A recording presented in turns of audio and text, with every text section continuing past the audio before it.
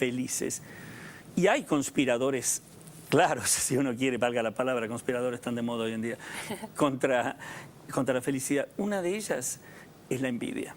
La envidia es uno de los atrapamientos en los cuales el sujeto, en lugar de poder desarrollarse, aprender, a través de la admiración adquirir, se queda preocupado en ver cómo hace para que al otro le falte lo que él no tiene. Y ahí nos quedamos siempre en un nivel de prepotencia, de agresión y de miseria. ¿Y qué pasa con esta sociedad de hiperconsumo, ¿no? Por ejemplo, Lipovetsky, que habla de esta felicidad efímera, ¿no? Esta idea de que podemos ir a un shopping a comprar el bienestar. Sí, Gil Lipovetsky, del cual soy muy amigo y ha venido acá a Argentina invitado por mí hace unos años, curiosamente. Hemos charlado mucho este tema porque yo estaba escribiendo mi libro y él el suyo, que después es lo que escribió con el término de felicidad. Él no cree que la sociedad de consumo es la sociedad feliz, ¿eh? Él dice que en una sociedad donde el consumo existe, donde la subjetividad ha cobrado un valor importante hoy en día, donde el placer ya no es algo denigrado, sino algo valioso, donde no estamos más pensando solamente en el mañana, sino en el mañana a partir de un hoy feliz, en esa sociedad el consumo, etcétera, adquieren un nuevo valor. Claro.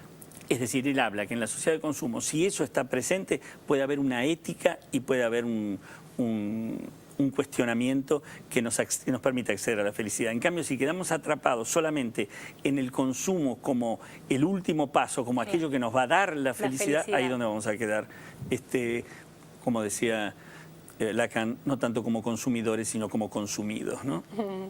Y veíamos en el informe, me pareció muy interesante la reflexión que hacían los dinamarqueses, gente muy feliz en el contexto mundial, sobre las consecuencias que puede tener en la felicidad de un individuo esto del sueño americano, ¿no?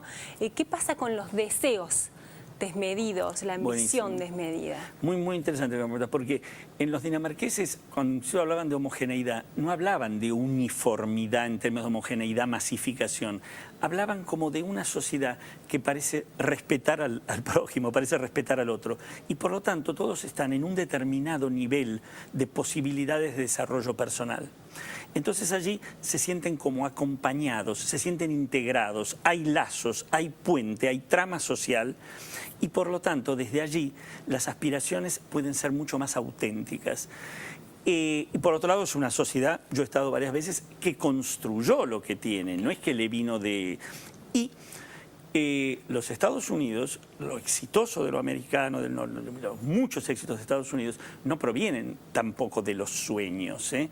Provienen de que cuando los sueños o deseos, que son los que vos hablas, se convierten en motor para que a través de la voluntad, el esfuerzo, la imaginación, los vínculos con el otro, se conviertan en logro. No hay peor trampa que aquella de creer que con el deseo alcanza. El deseo, para que sea logro, tiene que tener como mediadora a la voluntad. Si no, estamos siempre diciendo, ¿qué pasó que no lo logré? ¿Quién me lo sacó? ¿Culpa de quién es? En lugar de darse cuenta que hay... ¿no? Exactamente, bueno, sin duda. Pero resentimientos que por no mirar dónde está la clave, ¿no? Uno es protagonista de su propia historia. Por eso soñar es lindo, fantástico, y la intuición y la inspiración son indispensables. Ahora, cuando quieras un logro a ese entusiasmo, agregale trabajo.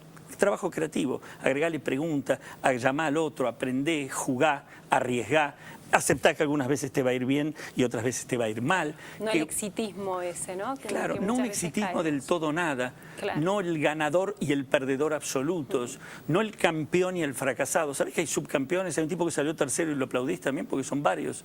Claro. Esto es muy, muy importante. Y ahí muy cerquita de Dinamarca hay otro país que tiene una realidad tan diferente, no desde lo material, sino desde este aspecto que estamos tratando, que es Suecia, ¿no? Sí. Con tantos suicidios por anomia social. Me gustaría que tratáramos este concepto. La anomia social que tiene que ver con cuando se pierde el sentido de la vida. Cuando más allá de la tabla de valores el horizonte nos ofrece un lugar donde uno siente que tiene un para qué y un con quién. Cuando hay una soledad patológica. Entonces allí pierde entidad, pierde valor y pierde la vida su condición de esencia y de placer de vivir.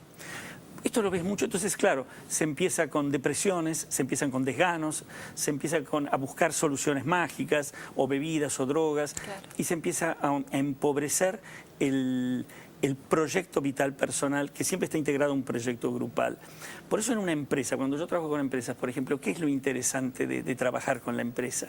Ver cuál es el argumento de la empresa, cuál es la historia con minúscula que está alrededor de la empresa, ver si es curiosamente una anécdota común. A veces hay anécdotas totalmente distintas y uno entonces empieza a entender cuáles son los puntos de obstáculo, ver de qué manera se integra el liderazgo con aquellos a los cuales dirige, cómo está la posibilidad de habilitar al otro a que arriesgue y también que se sienta parte de un conjunto y no un individuo que maneja las cosas por sí mismo. Claro. Y entonces, ¿qué sucede allí? La felicidad del ámbito es mayor. ¿Y eso qué lleva? A una mayor creatividad. Y la mayor creatividad que lleva al permiso de arriesgar y querer saber. Y curiosamente, oh sorpresa, no solamente produce más la empresa, sino que el ir a trabajar se transforma en una actividad placentera. ¿Y qué pasa con la Argentina? ¿Somos un país feliz? Bueno, ha habido muchas estadísticas, ¿viste, Muriel? Que muchas veces nosotros leemos en diarios, revistas, no, acá los argentinos somos felices, acá todos están... No, no es mi opinión. No. Yo creo que acá hay una cierta repetición, te diría, neurótica, traumática de estancamientos que nos lleva a muchas decepciones. Es un país que juega mucho en términos de pensamiento mágico, de lo logramos y ya esto es todo, caemos y no valemos nada. Eso significa que no hay suficiente autocrítica, hay autodenigración pero no autocrítica allí. Cuando hay mucho pensamiento mágico, cuando la ilusión te captura, cuando hay una fantasía de dotados naturales que ya vamos a llegar a aquel lugar trascendente porque está en nosotros, y si no hemos llegado todavía es por culpa ajena, ahí lo que nos va a generar es un nivel de frustración que produce tristeza y violencia. Y la tristeza y la violencia más bien que están en la vereda de enfrente de la felicidad. Yo creo que este país todavía no hemos encontrado un ejercicio de la normatividad, de la confianza, del puente en la trama social que nos permita un nivel de amistad cívica que nos haga sentir bien como individuos y como grupo. No quiere decir que estamos en el fin del mundo, pero estamos todavía con una cuenta pendiente. Podemos imitar ahí un poco a nuestros vecinos brasileros, ¿no? Sí, que tiene que ver también con una identidad y con una historia que los reúne. Los argentinos tenemos que empezar a encontrar nuestras anécdotas y nuestras historias que nos reúnan, pero no desde el lugar del enfrentamiento prepotente, ¿no? Sino desde el lugar de la alianza. Doctor José Eduardo Abadie, muchas gracias por haber estado. Gracias a vos, Muriel. Vamos a hacer una pausa, enseguida volvemos con más.